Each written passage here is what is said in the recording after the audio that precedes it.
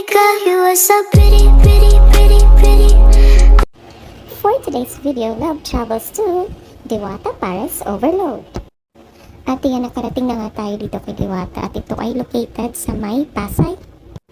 Bali yung sinakyan namin from Malate to dito nga sa Pasay, dito kay Diwata is MRT lang po kami papuntang EDSA, and then from EDSA is nag-book na kami ng angkas.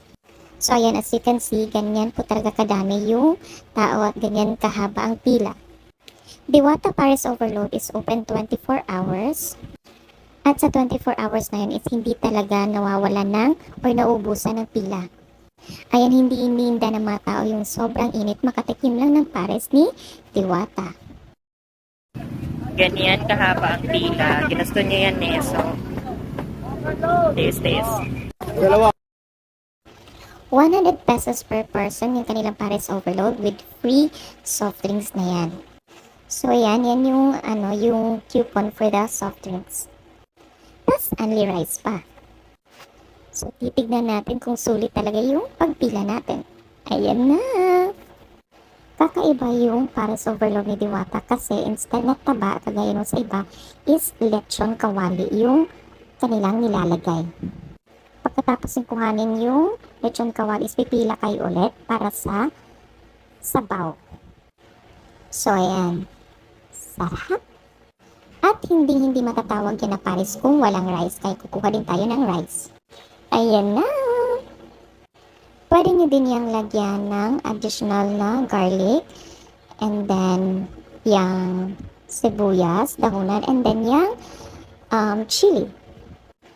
Now, tikman natin at titingnan natin kung hindi ba talaga matatawaran ang sarap nitong Diwata Paris Overload.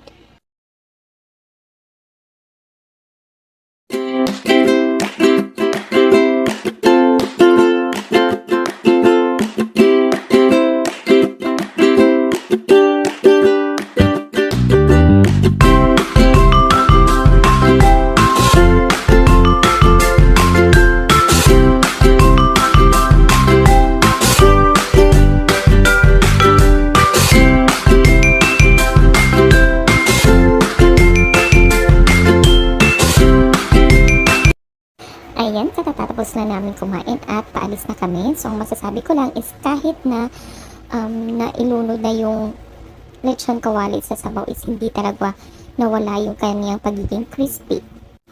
Ang masasabi ko lang, very sulit at super duper satisfied ako dito. So, ayan si Diwata, very hands-on, tsaka very humble. Very simple din. So, ano pang hinihintay nyo? Punta na kayo dito. That's it for today's video. Don't forget to click like and subscribe for more travel videos. Adios!